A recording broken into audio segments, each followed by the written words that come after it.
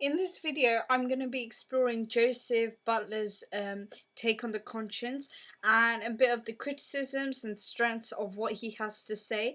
I have written this out and I will be publishing this along with my video on my blog, so please look out for it. Okay, now Joseph Butler, he was a Church of England bishop and a theologian, so that's his background.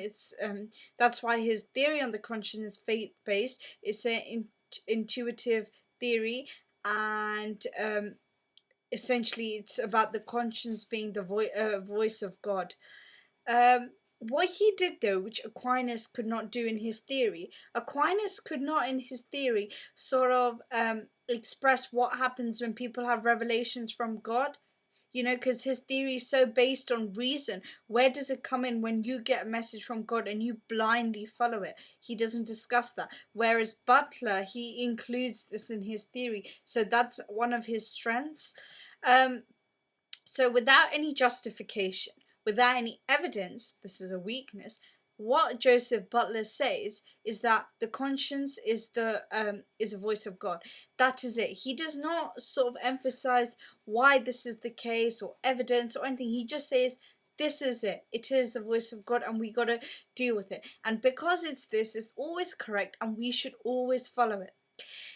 What he does is he explains the conscience's role through hierarchy. He said there is a hierarchy of human values, and what it is that at the bottom of the hierarchy you have all the animal needs, so like hunger, lust, thirst, all those kind of things that we need in order to live, shelter, all these kind of, what Freud would call the id, except for Freud the id is just sex. Here it's talking about eating food, it's talking about having shelter, it's about being warm, it's all your needs.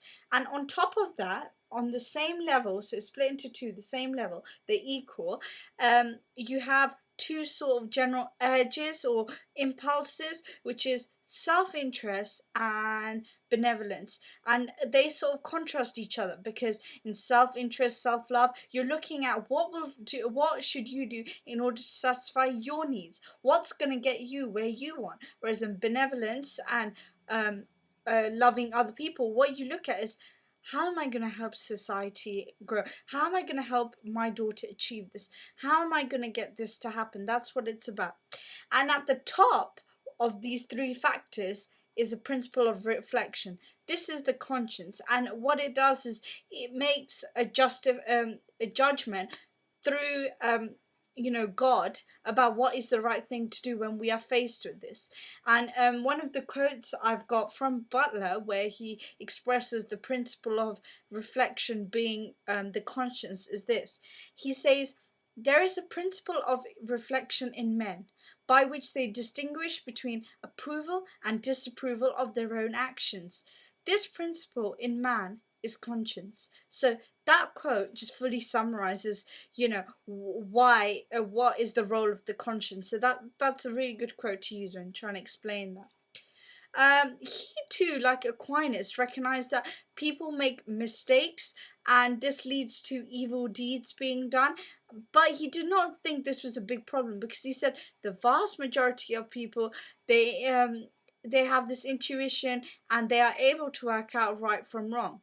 The problem is when people know what the wrong action is, but they convince themselves with ease that it's the right action to do. He calls this corruption of the conscience. He says this is the problem, that we convince ourselves.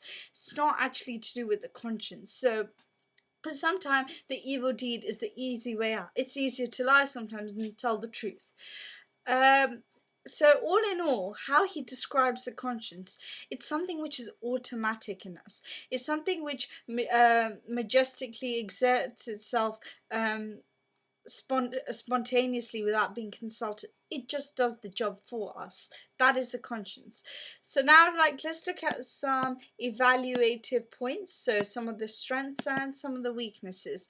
One of the strengths of his theory is, what he talks about, the hierarchy, the values, the self-love, the benevolence, the thing, they all are logical and it's realistic and we can believe it. So it's not like it's something completely out the blue and you're going, what? Hello, hold on, you know. He also recognizes mistakes like Aquinas. So, you know, unlike St. Augustine, who just said it's the voice of God, so be it, he says, yes, it is, but people do make mistakes because blah, blah, blah, this is what causes evil. For St. Augustine, we don't know why there's evil if God is the person giving us messages. He's not clear about it. It's also the descriptions about it being automatic, spontaneously occurring without being consulted. We don't say, hello conscience, are you there, what shall I do? By itself, we just have this thing which tells us, you are going to do X, you should do Y.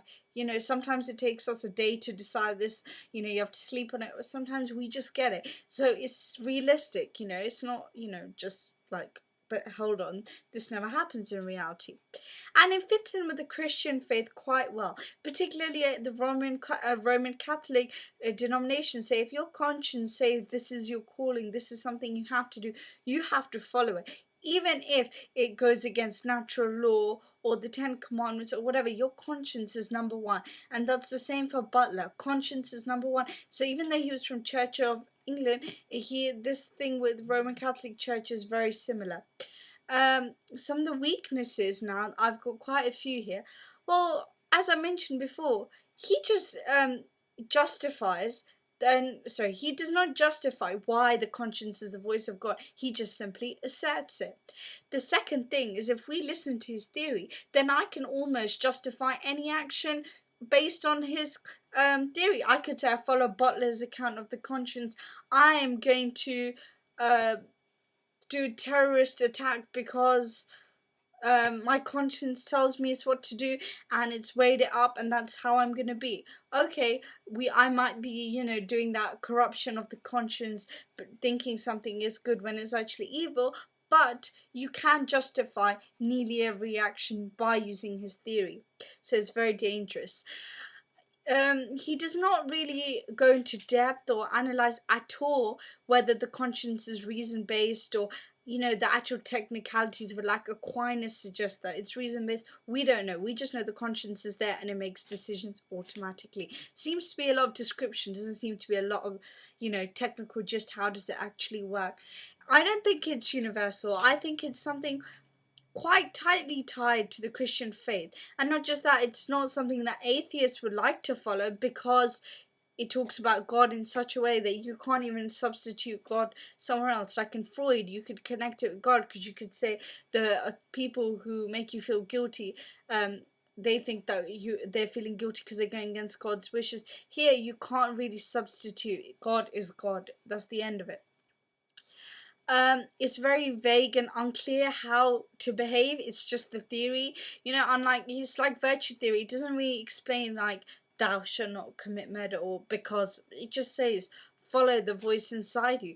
You know, suppose if I had like a mental disorder or something, and I was hearing voices, that voice might not actually be God. It might just be me creating it. How do I know? There's a lot of like unclarity and things there. And also, how can you say we all have self-love and benevolence? Some people have self-hatred. They hate themselves. And some people hate everyone else and think they're, you know, the main person. So, you know, it's never in balance. It's kept in the same place in the hierarchy. So it's a bit hard to assume that. So this is Butler's view on the conscience, and I hope this helps. And please look for the transcript on my blog, a2withkomilla.blogspot.com. Thank you for watching.